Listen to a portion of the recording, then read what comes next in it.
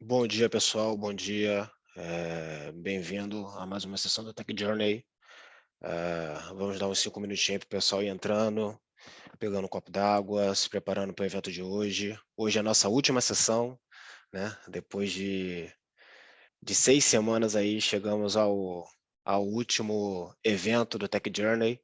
Espero que vocês tenham aproveitado bastante todas as sessões que a gente teve até hoje, que vocês tenham gostado do evento que a gente fez, da forma que o evento foi feito. Ele foi feito pensado para vocês, utilizando os workloads que mais é requisitado, né, para a gente. Então, assim, a gente tentou fazer um evento bem que seja útil para vocês no dia a dia, né. Vamos dar mais uns 5 minutinhos para o pessoal ir entrando, e aí a gente começa a nossa última sessão.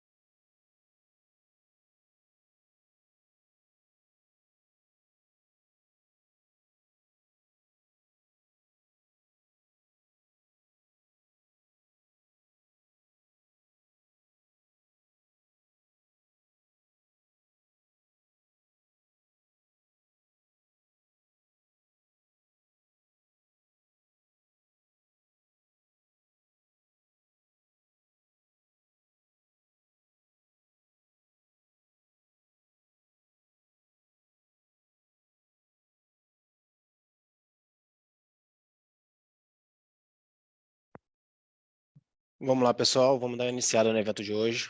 Mais uma vez agradecendo a presença de todos. todos que estiveram presentes também nas últimas sessões. Muito obrigado, a presença de vocês é o que faz a gente criar esse evento e se dedicar na elaboração do material desse evento, né? Primeiramente, vamos dar um pequeno overview do que passamos até aqui, né? Essa é a nossa sexta e última sessão. Nessa sessão aqui, a gente vai falar um pouco do Elastic Disaster Recover, certo? A gente teve mais sessão desde falando de EC2, falando da parte de segurança, armazenamento, hybrid cloud, banco de dados. E assim, então, os principais workloads a gente acha que a gente conseguiu apresentar para vocês durante o Tech Journey. E aí, pessoal, ao final dessa sessão, ao final de todas as sessões, vocês recebem, né, perguntas e respostas sobre o que vocês acharam do evento e também sugestões para o próximo evento. Então, assim, eu peço para vocês, no final dessa sessão, vocês preencherem, dando para a gente esse feedback. Esse feedback é muito importante para a gente mensurar como foi o evento e também para a gente planejar um próximo Tech Journey, né? A gente está com essa ideia, a gente quer levantar um próximo Tech Journey para vocês. E aí, é importante que vocês preencham esse formulário para a gente, informando, primeiro, se gostaram ou não, se o modelo que foi seguido com essa apresentação, com um pouco da parte prática e também o quiz, isso ficou legal para vocês, ou se faltou alguma coisa, assim, eu vi que o pessoal falou que queria mais estudo de caso, queria mais informação de precificação, então, assim, tudo isso que vocês acharem que pode melhorar, vocês, por favor, informem para a gente que a gente vai estar sempre levando isso em consideração na hora de criar os próximos eventos. Outro ponto também é se vocês tiverem sugestões de tema que vocês acham que podem ser abordados no próximo Tech Journey que a gente criar, vocês podem falar também, se vocês querem ver mais parte de segurança, do workload, container, serverless, ou seja, a AWS ela tem inúmeros recursos disponíveis. Então, assim, aquilo que você, no seu dia a dia, você vê e sente falta, você pode passar para a gente e pedir que a gente faça a apresentação sobre esse tema.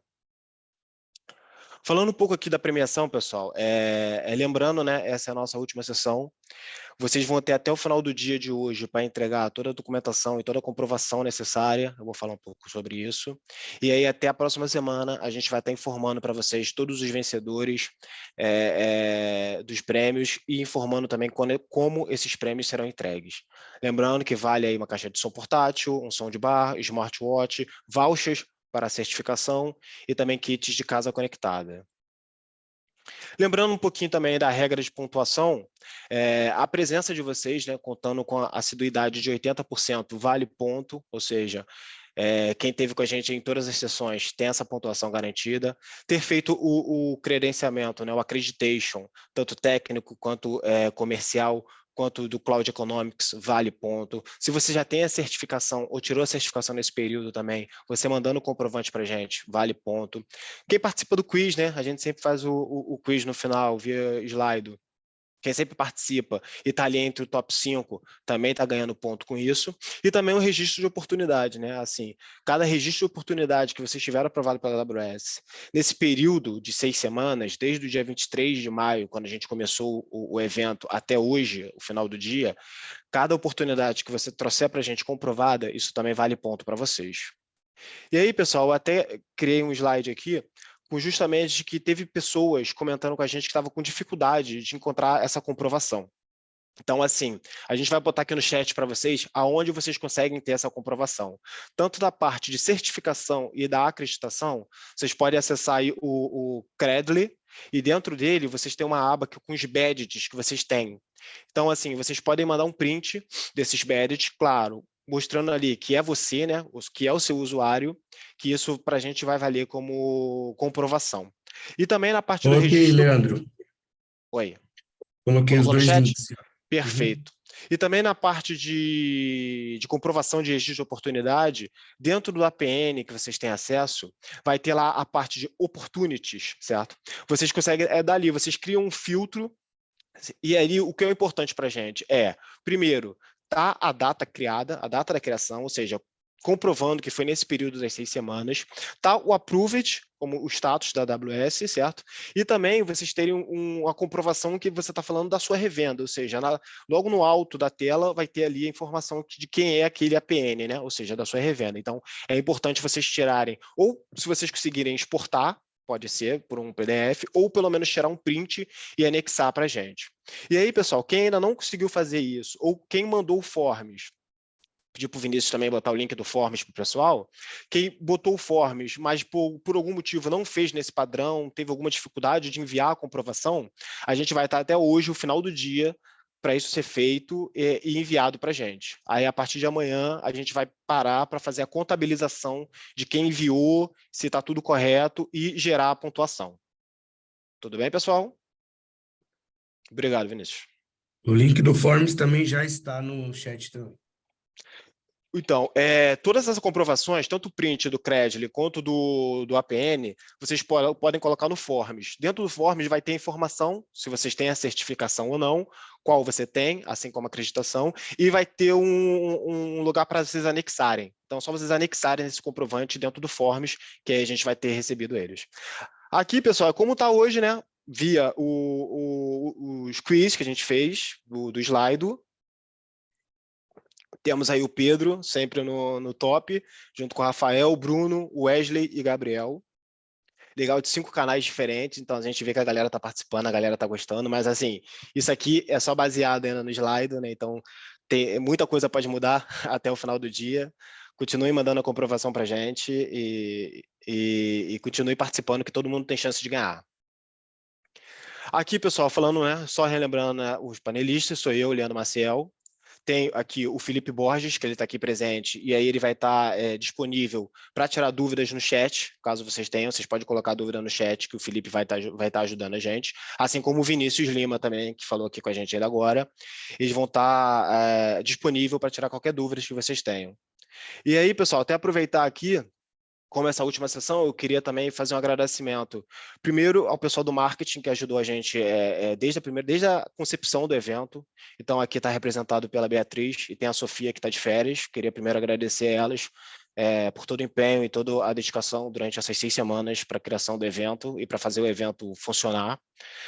Também tem o Zé Maria, que é o nosso PMSA da AWS, que ajudou a gente bastante na elaboração de material, na disponibilização de laboratório para a gente. Sempre teve um suporte em tudo que a gente precisou. E toda a equipe comercial aqui da Telecinix, que ajudou a gente na divulgação do evento, no envio do comunicado do evento para vocês, pedindo para vocês participarem, informando desse evento. Então, assim, como essa última sessão, eu peço esse espaço justamente para agradecer a todo mundo que participou do evento e que ajudou a construir esse evento. E aí, pessoal, sem mais delongas, né?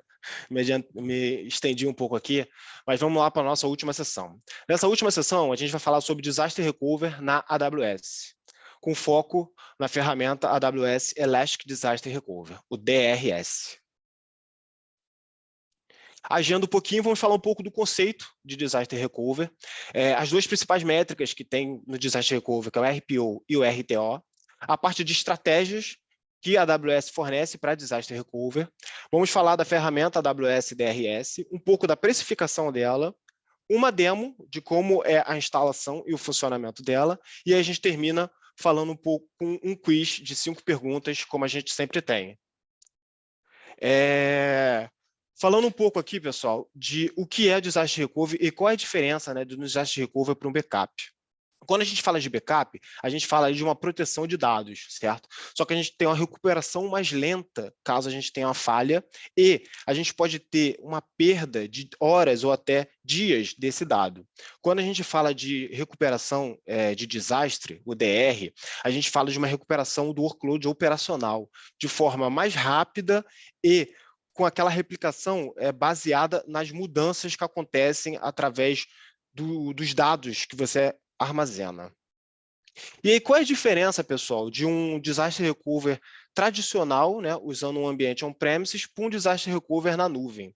Quando a gente faz um disaster recovery tradicional, a gente tem que ter preocupações, o quê? Aquele investimento inicial, ou seja, a gente tem um largo gasto inicial com compra de material, com compra de hardwares para fazer esse disaster recovery. Além disso, o crescimento dos dados pode ser exponencial.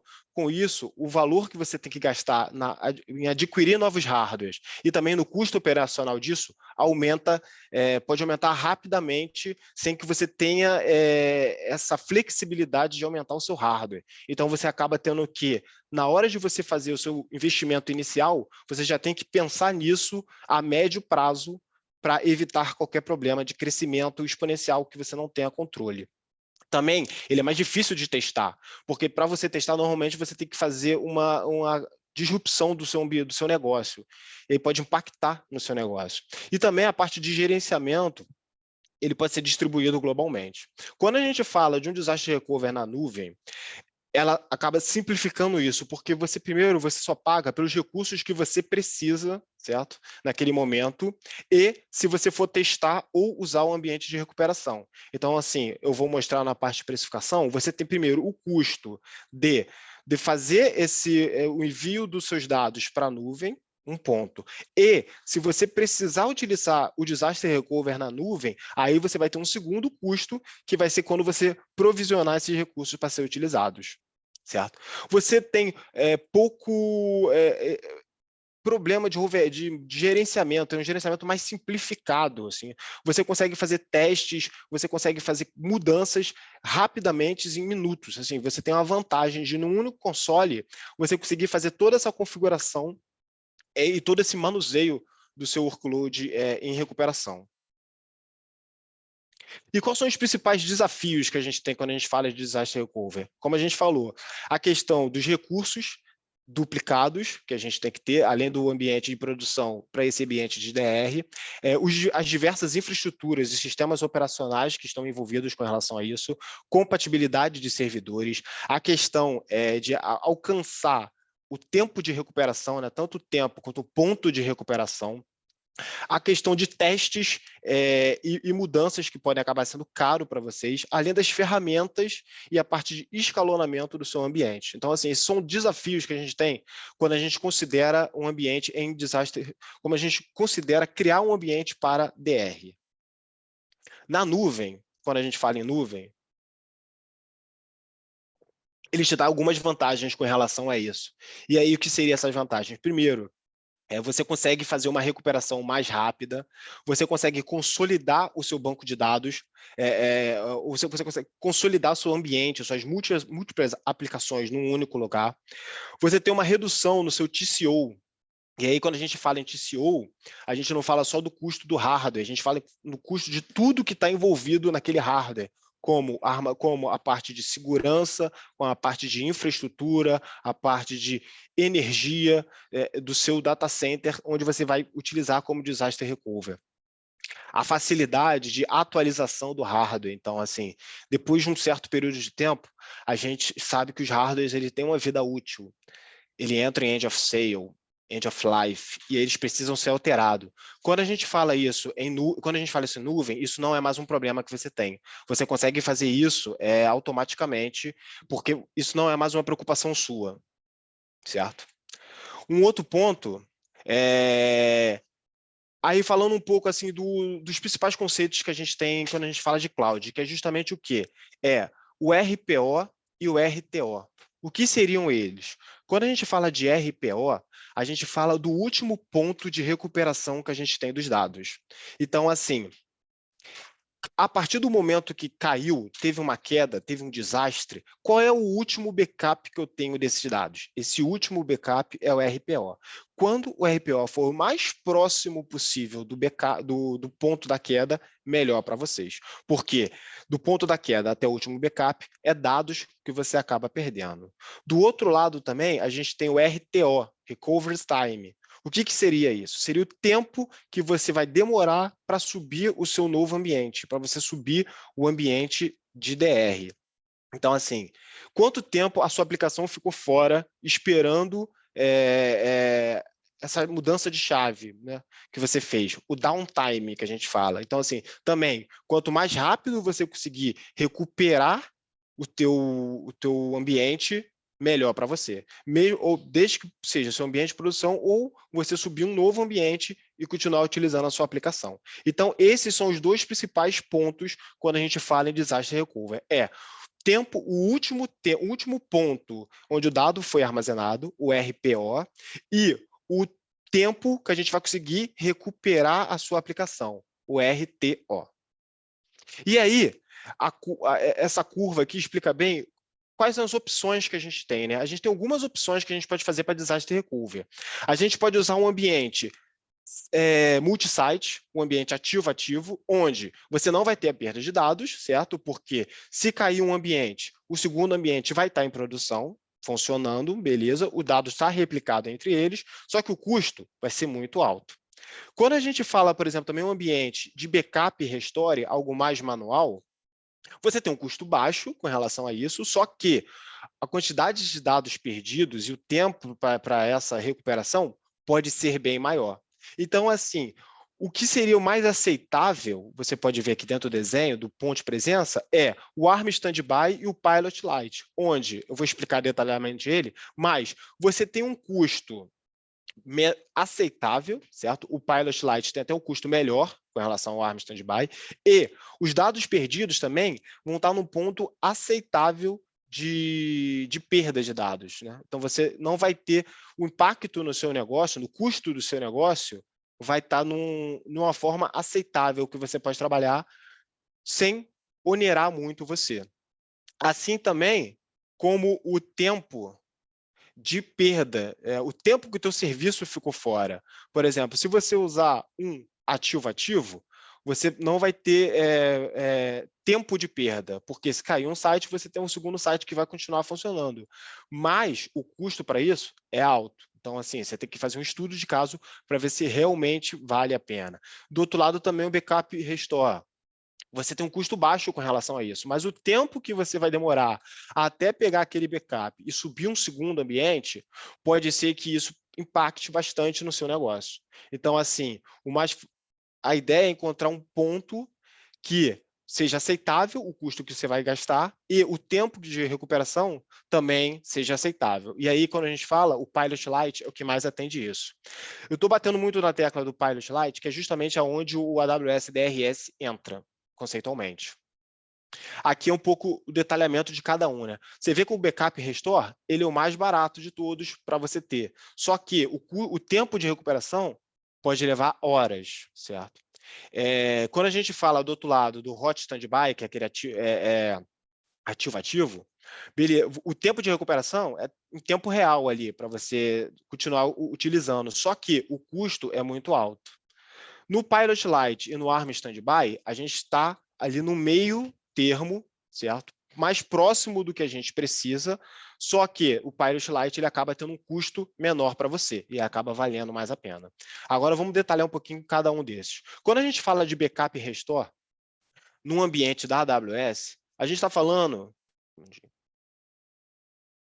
Por exemplo, a gente usa o nosso ambiente aqui, a gente tem um EBS, a gente tem um EC2, a gente faz esse backup dentro de um S3.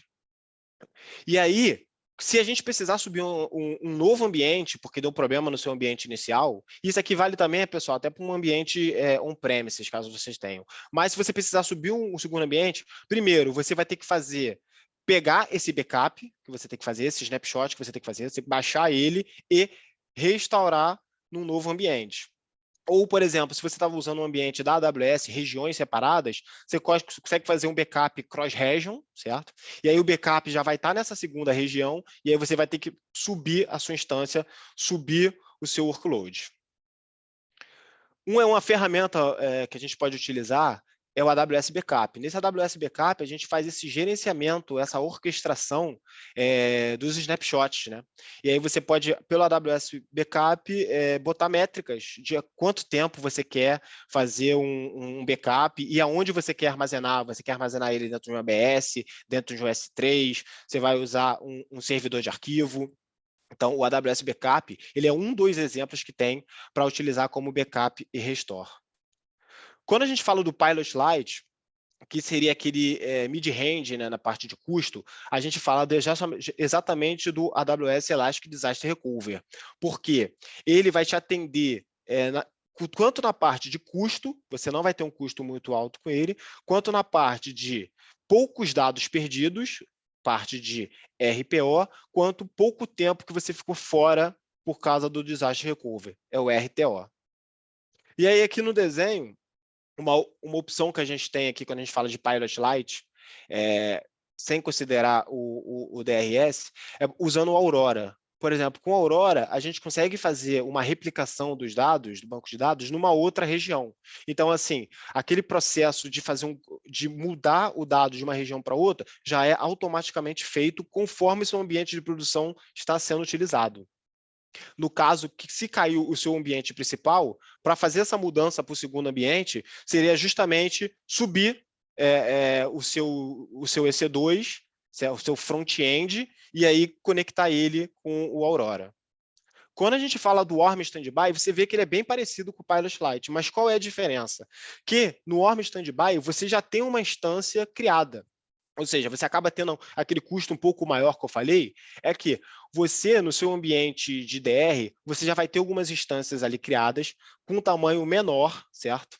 Mas ele já vai estar lá ativo. Caso esse ambiente que DR vire o ambiente principal, por causa de uma falha, aí sim você pode aumentar o tamanho dessa instância para comportar todos os dados que você tinha no seu ambiente principal.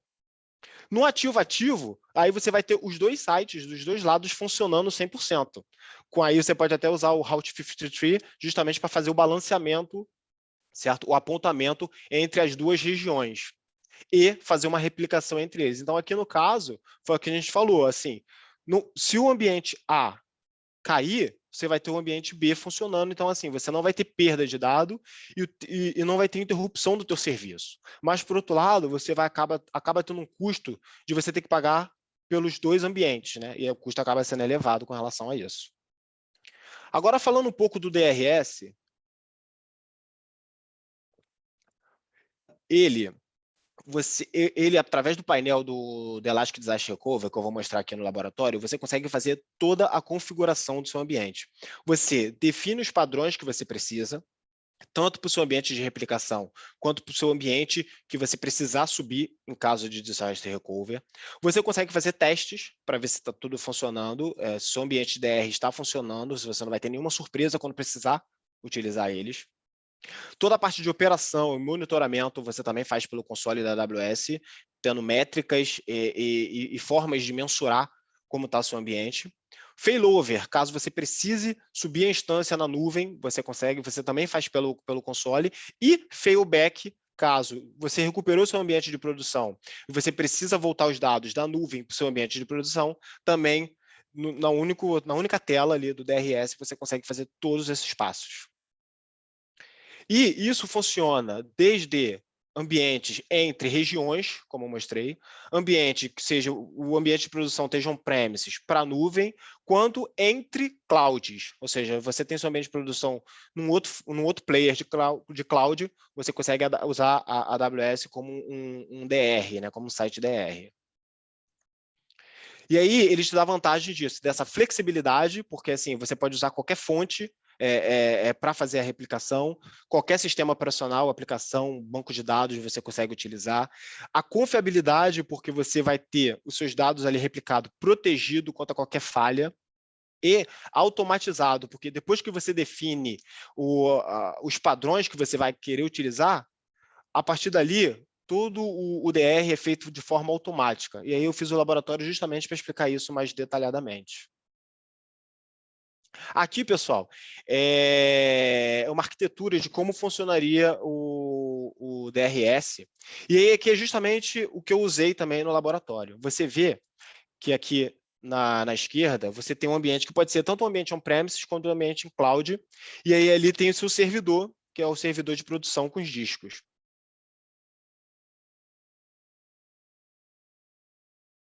Esse agente ele vai se comunicar com o DRS, estando tudo ok, vai fazer o provisionamento. A partir disso, ele vai fazer a replicação contínua para o que a gente chama de staging area. Esse staging area é a área espelhada do seu ambiente de produção. Ali, ele vai fazer, a partir do snapshot que você pede, da replicação que você pede, por exemplo, a cada hora, ele vai trazer esses dados e vai deixar ali replicado, onde a gente chama de Replication Server, que é o EC2 com o disco atachado, né, com o EBS atachado. E aí, nesse momento, enquanto você está fazendo só o DR, só a replicação de dados, é esse que vai ser a sua precificação.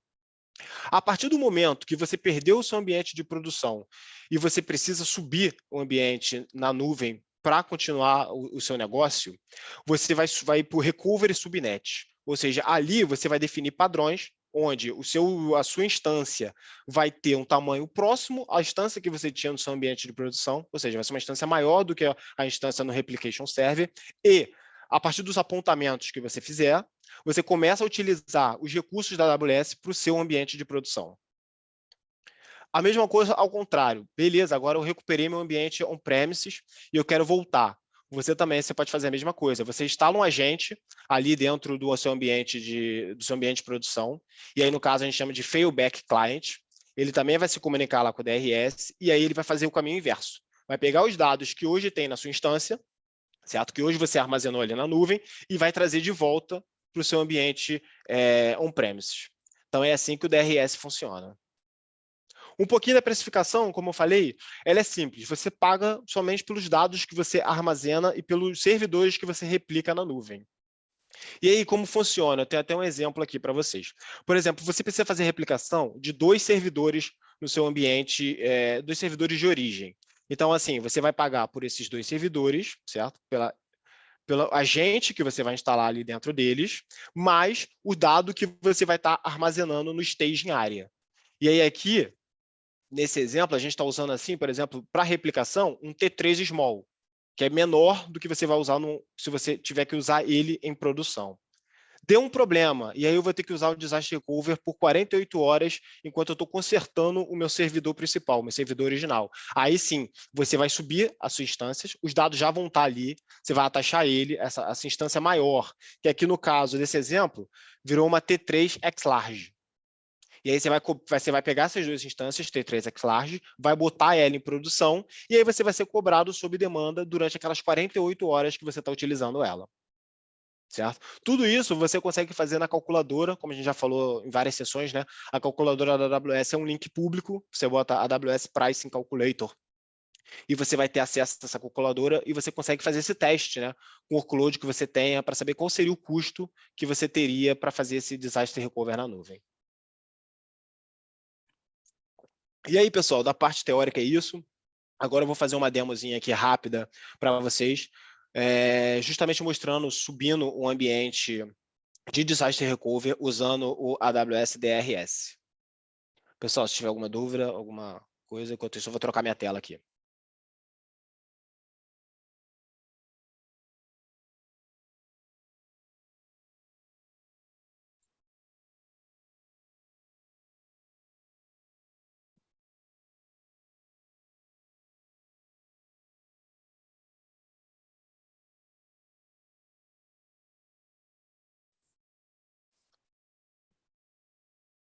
O Vini, está vendo a minha tela? Pode Beleza, seguir. pessoal. Esse aqui é o laboratório que eu criei para vocês. Esse laboratório é justamente assim, simulando um ambiente de Disaster Recovery. Eu criei aqui um servidor de fonte, certo? Está aqui o Source Server. E aí agora eu vou fazer toda aquela parte de instalar o agente dentro dele, liberar o acesso para ele se comunicar com o DRS, e aí ele vai criar o staging area, que é justamente onde o dado vai ficar replicado, certo? E aí depois eu vou subir esse ambiente de Disaster Recovery. Eu acesso aqui primeiro, Elastic Disaster Recovery, console, onde a gente faz toda a configuração inicial, certo? Esse aqui é a tela inicial, você vê que no momento ele não tem nenhum servidor fonte para ele, né, de dados. Então, assim, primeiro, a gente vem aqui e vai definir as métricas, os padrões de replicação, que é justamente aquilo que vai estar ali no staging area que eu falei para vocês. Aí você pode configurar a parte de subnet, qual vai ser o tipo de instância que você vai utilizar, e aí, por padrão, a AWS recomenda que você use o T3 Small, você pode manter, que seria um valor mais baixo ali indicado, certo? Você pode ver que é o recomendado pela AWS. Você pode manter ele e você faz toda a configuração que você vai utilizar para armazenamento. A gente vai usar o EBS. Qual o EBS que você vai usar? Você pode escolher se você quer usar o EBS ao flash, usando o SSD, ou usando o HDD, ou você pode deixar que a AWS escolha isso baseado no tipo de workload que ela vai receber. Além da parte de criptografia, você pode deixar a criptografia padrão da EBS ou customizar uma criptografia que você queira. A parte de Security Group também ela é configurada. A AWS, ela mesma ela cria, mas se você já tiver um Security Group criado seu e você queira utilizar, você pode escolher. A parte também de data routings, ou seja, você vai utilizar um link dedicado, um Direct Connect, um VPN para fazer essa comunicação com o seu ambiente de produção, ou não, você vai utilizar via internet mesmo, como é o padrão. Point in time, quanto tempo de retenção de snapshot vai ter nesse staging area? Default é 7 dias, mas você pode botar de 1 a 365 dias. Então, assim, aqui você já definiu todos os padrões que você vai utilizar para a parte de definição de staging area. Ou seja, agora a gente já sabe o que eu vou usar no staging area. Está aqui definido. A partir disso, a gente vai fazer, então, a configuração lá no meu ambiente de produção. Eu já tenho definido o meu padrão do meu staging area, agora eu vou criar, né, instalar meu agente no meu ambiente de produção para ele poder replicar. Você vê aqui que eu tinha criado um lab, né? Como a gente fala, pode ser entre regiões, então eu criei aqui uma máquina Linux dentro da minha região e eu vou usar ela como o meu source server para fazer a replicação para o ambiente de DR na nuvem. Aqui um ponto que é importante, justamente para dar essa parte de segurança. A gente cria um usuário, certo? Um DSR user, podemos assim dizer, onde a gente vai criar chaves, né, secret keys e access keys para autenticar a comunicação do seu ambiente de produção com o seu ambiente AWS. Então a gente cria aqui, fazendo passo a passo, a gente cria um usuário, define o nome padrão, nome fácil de lembrar, certo? Aqui no caso a gente usou DRS Demo. Dentro desse usuário, a gente vai atachar as regras que vão permitir o uso do Elastic Disaster Recover. Você vê aqui que ele foi criado. A gente vai ali atachar policies. E aí, aqui 2 pontos. Na minha demo, eu atachei a policy que permite que o DRS ele se comunique, né, com o seu ambiente de produção para fazer o snapshot do disaster recovery. Mas, se você olhar aqui embaixo, eu vou até dar um pause, se você quiser fazer aquele caminho contrário, né, que eu falei do failback, ou seja, sair do seu ambiente on-premises, ou sair do seu ambiente de disaster recovery na nuvem para ir para o seu ambiente on-premises, existe aqui embaixo, ó, Failback Installation Policy. Então, você criaria um segundo usuário para fazer justamente o failback utilizando essa policy. Disaster Recovery Failback Installation Policy. Então, assim, para um ambiente, para você criar seu ambiente, você usa o Agent Installation Policy e para você recuperar o seu ambiente de produção, você usa o Failback Installation Policy. Certo? Confirma se o usuário está criado, você vê toda a parte de revisão, e aí você dá um Create User.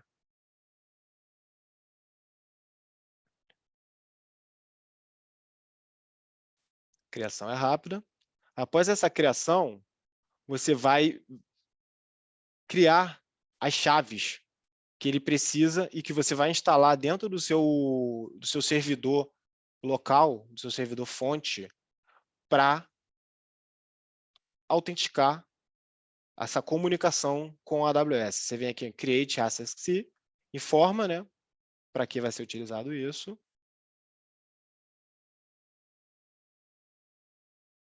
pode dar um Next. Coloca uma tag, sempre importante tag, ele é opcional, mas você faz uma descrição do que está sendo utilizado aquilo ali, e ele vai te dar aqui tanto o Access Key, quanto o Secret Access, onde você consegue baixar via CSV e armazenar no seu dispositivo.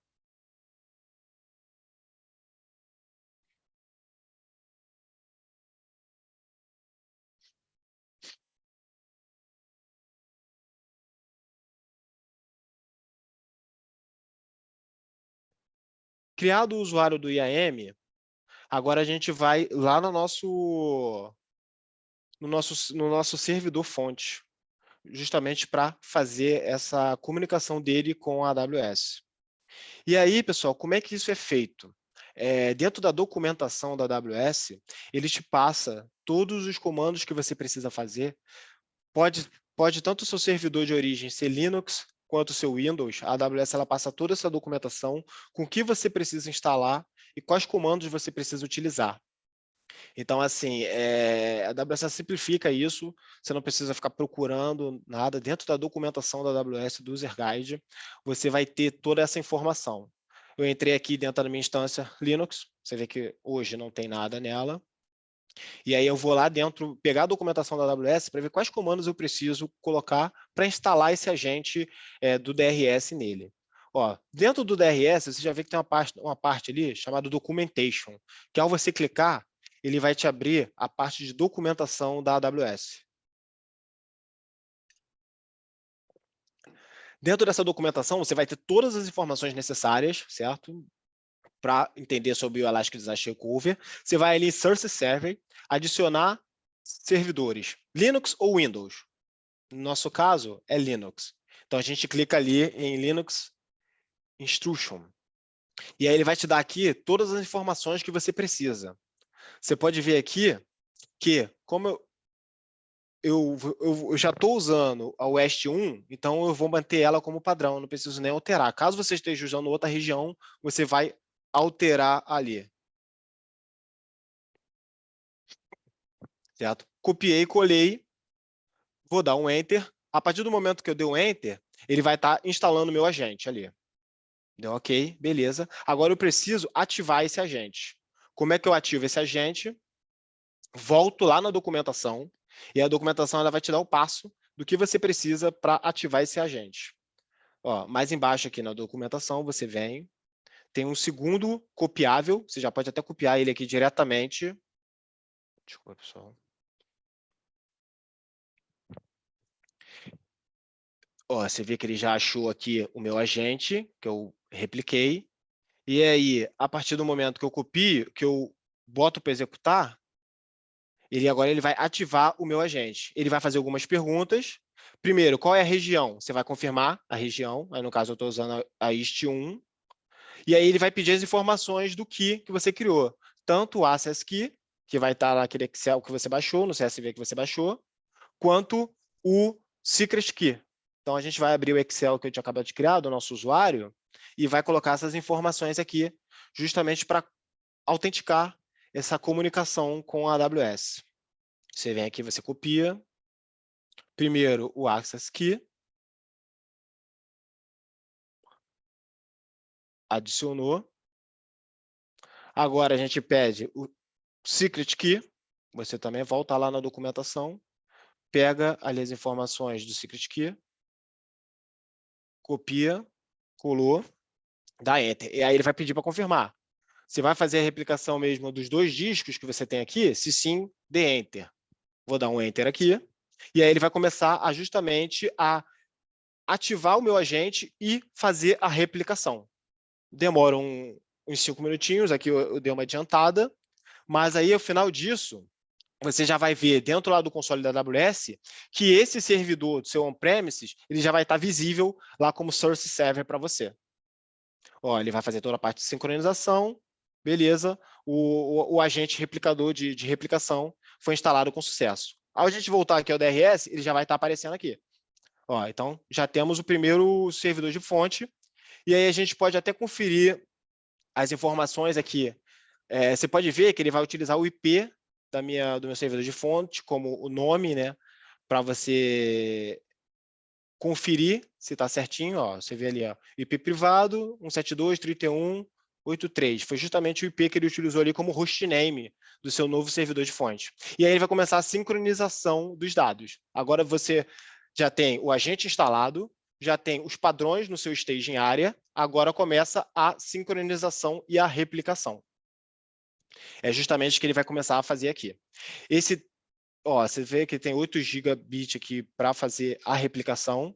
Ele vai fazer todos esses passos aqui. Ele vai criar o security group, ele vai criar um novo servidor, que vai ser o nosso servidor de replicação, ele vai criar os discos, ele vai fazer toda a parte de autenticação e vai começar a transferência de dados. Você pode ver aqui que eu tenho o meu servidor fonte, certo? Ao atualizar, ao ele fazer isso, você vê que ele vai criar um novo servidorzinho que vai ser justamente aquele que vai estar dentro do meu staging area, a AWS Recovery Replication. Ele está sendo criado na T3 Small, que foi o que eu defini dentro das métricas de replicação, e aí ele vai fazer toda essa parte de sincronização. Leva um tempinho também, dei uma editada aqui rápido para vocês. Mas em torno de 10 minutinhos no máximo, você consegue fazer isso. E aí você vai ter o teu servidor de replicação já ativo e funcionando na nuvem. Ó.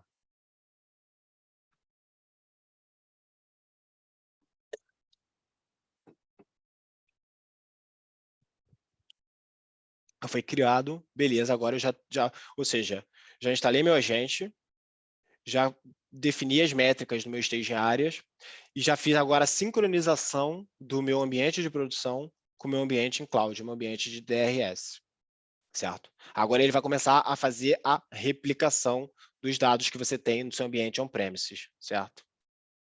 Aqui são todas aquelas métricas que a gente definiu inicialmente, você pode confirmar aqui.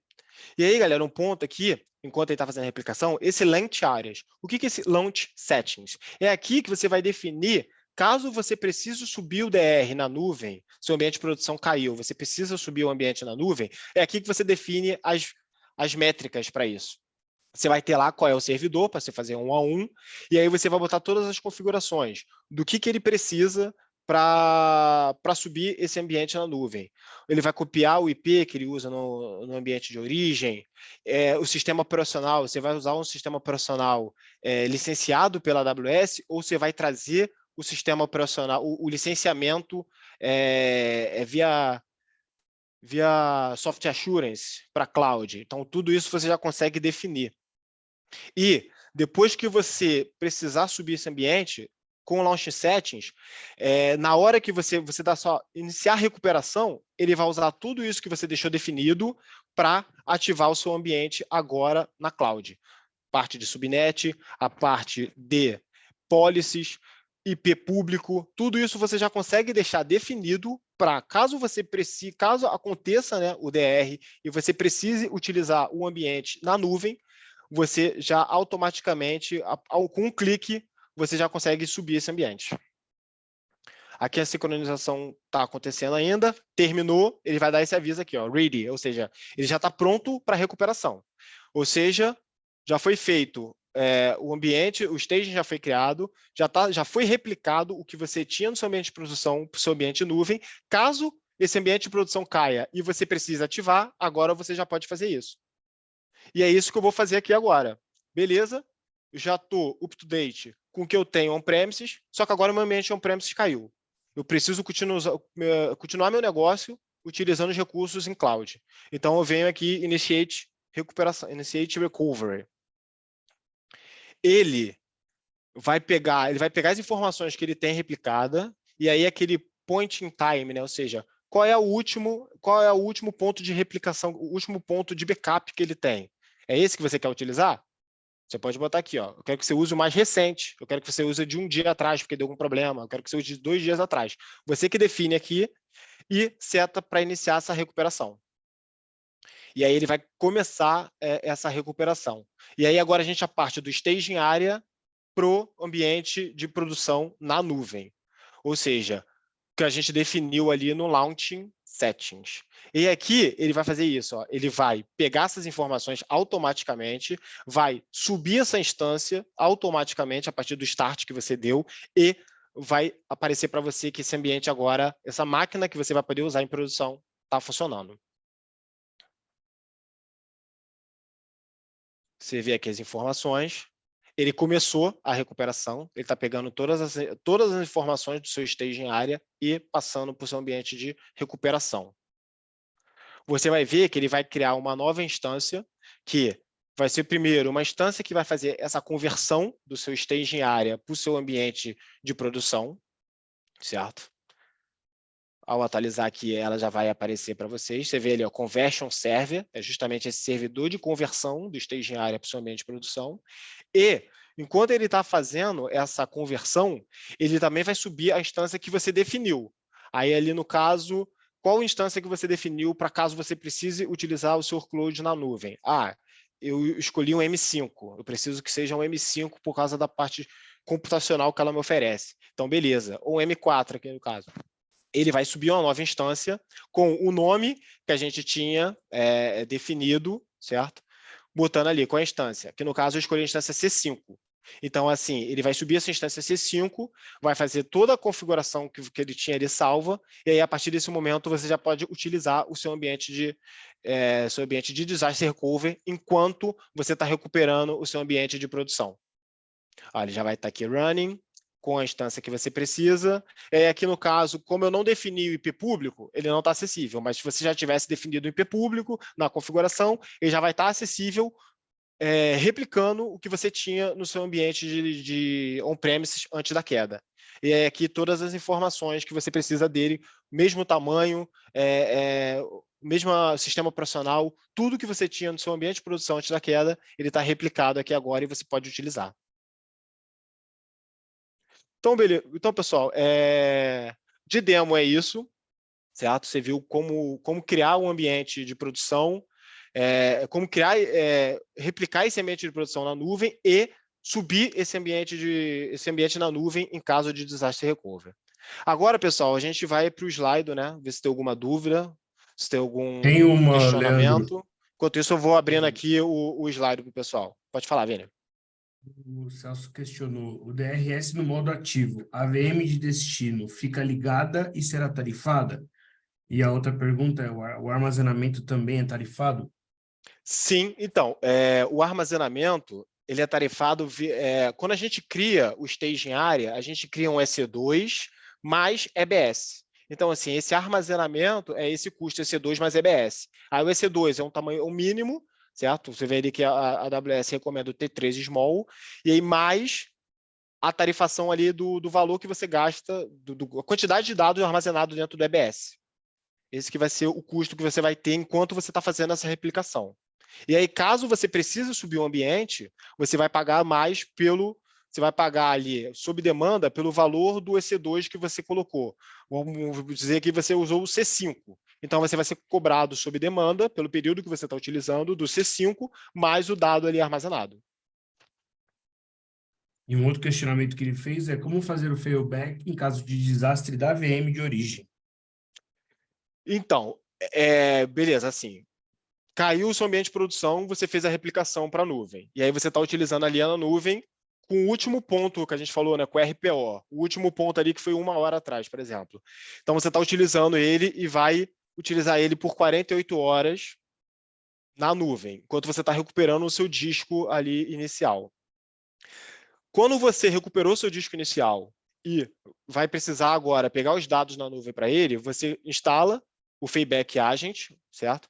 Aí ele vai pegar o último ponto que ele tem ali salvo, que provavelmente, assim, pode ser aquele instante, né? Como você está utilizando a mente da nuvem, você deixa ali o último ponto, e aí você vai pegar desse último ponto na nuvem e vai botar de volta no seu ambiente que você recuperou.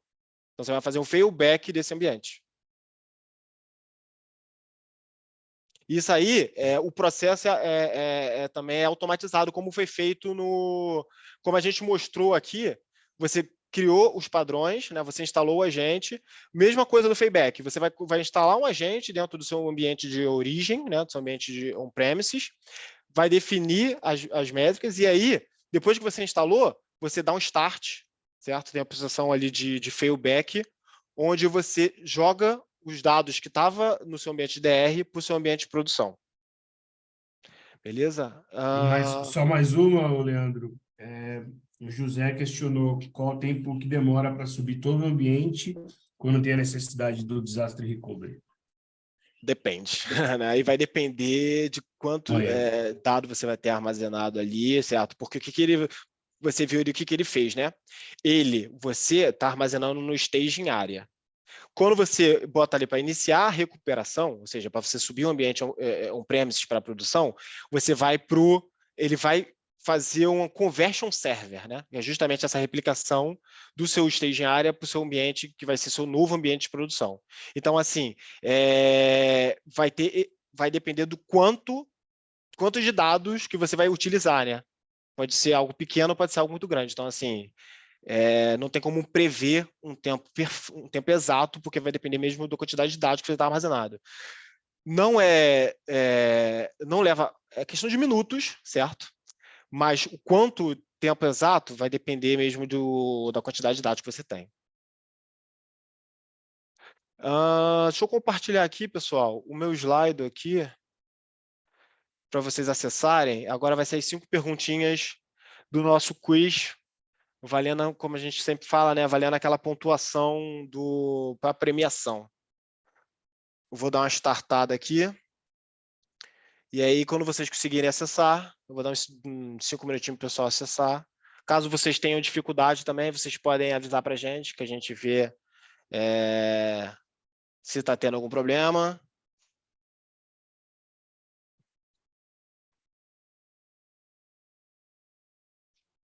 Opa, o Wesley já conseguiu acessar. Boa, Wesley. Enquanto isso, se tiverem mais alguma dúvida, o pessoal pode botar aqui no chat.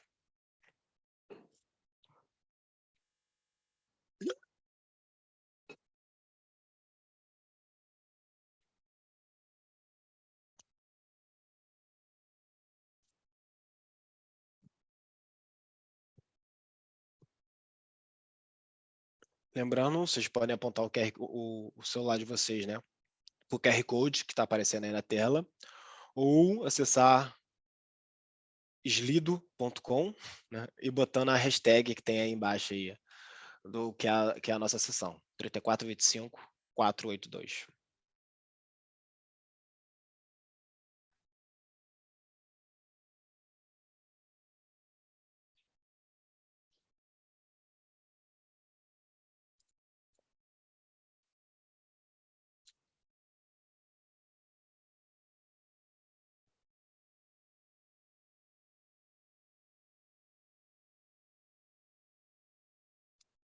Dá mais um minutinho, pessoal.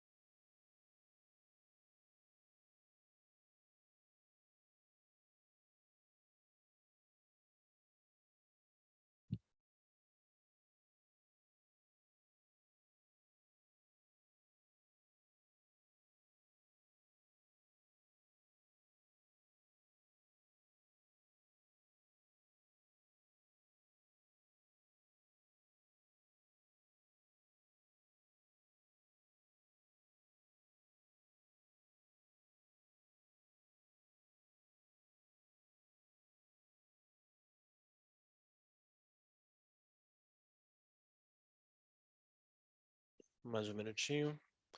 10h30, a gente starta.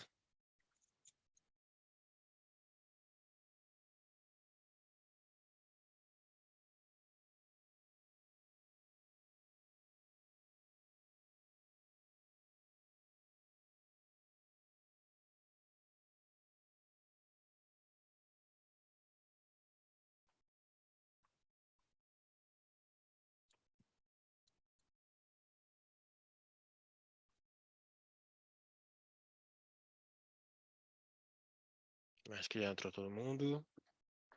Antes da start aqui, lembrando, né, pessoal, são 5 perguntas, com uma resposta correta em cada uma. São 20 segundos para tempo de resposta. Lembrando que a pontuação leva em conta ter acertado a questão, certo? E o tempo que demorou para responder. Então, isso é o que vale na pontuação, para a pontuação final. Vou começar aqui, galera. Primeira pergunta. O último arquivo de dados recuperado no Disaster Recovery é chamado de RPG, RPO, RTO, RRO. Ou seja, aquele último ponto que a gente tem de recuperação dos dados. Nosso backupzinho.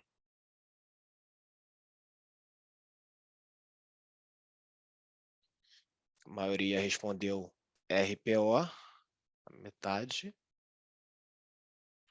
A resposta está correta, exatamente. É o último ponto do dado onde o backup foi feito. A partir desse ponto até o ponto do disaster recovery, esse dado é perdido. Então, quanto mais próximo o RPO tiver do dado, do ponto de perda do disaster recovery, menos dados você tem perdido. Liderança Wellison, parabéns. Segundo ponto é: qual é o tempo até o sistema ser recuperado no disaster recovery é chamado de RPG, RPO, RTO, RTP.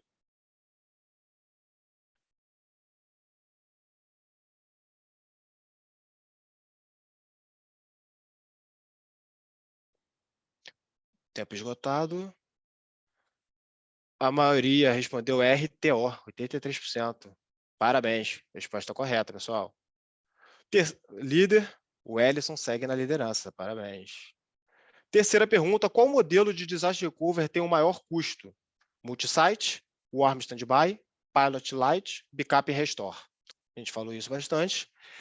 Esse acaba sendo o mais custoso. Qual seria das opções abaixo, pessoal?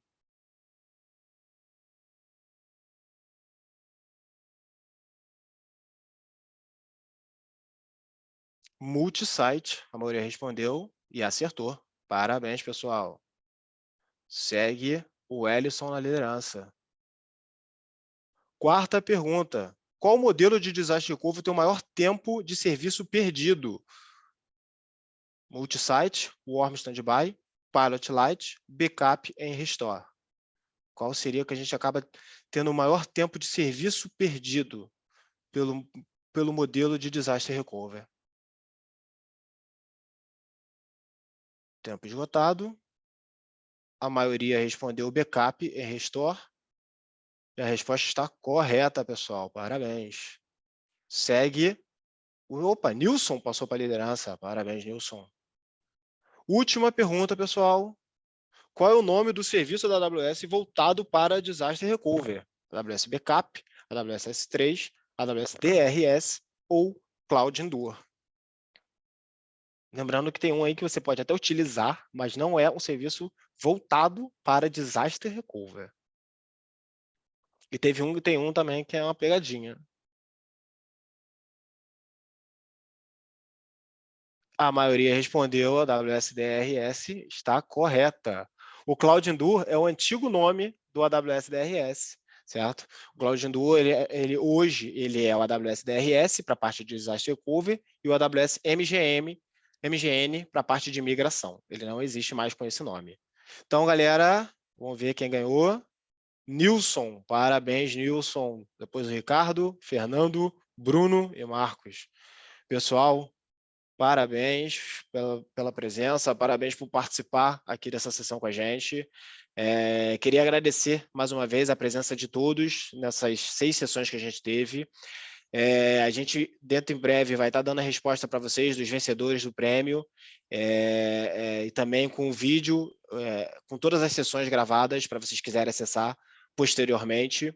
Eu peço para vocês que preencham, né, a nossa pesquisa de satisfação, falando o que vocês acharam da sessão, o que pode melhorar, se vocês gostaram dessa forma que ele foi feito, com a parte teórica, com a parte prática, com o quiz no final, se vocês querem mais prêmios, quais temas vocês querem ver nas futuras sessões.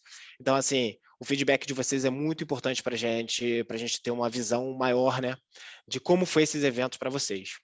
E aí, pessoal, também, em caso de dúvidas que vocês tenham durante o dia, projetos que cheguem até vocês, vocês podem entrar em contato com a gente, tanto comigo, com o Felipe, com o Vinícius, com os AMs que atendem vocês, com os BDMs que atendem vocês, eles vão estar sempre à disposição para vocês.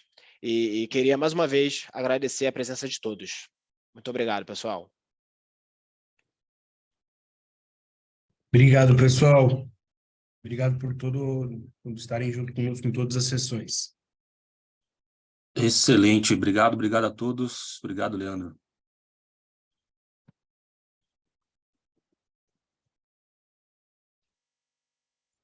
Só uma última questão aqui, o Celso está perguntando um e-mail para enviar o comprovante. Celso, você manda no link do Forms que o pessoal botou aqui no chat. Caso você não tenha conseguido pegar, a gente vai disparar um e-mail informando todas essas, com o link, né? E com todas essas informações que eu passei aqui na sessão de hoje, beleza? Boa. Excelente. Nosso time de marketing vai consolidar, né? A gente vai disparar os e-mails aí para todos.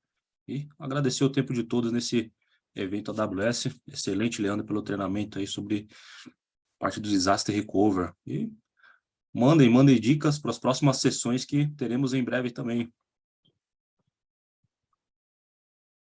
Valeu, pessoal. Até a próxima. Valeu. Tchau, tchau.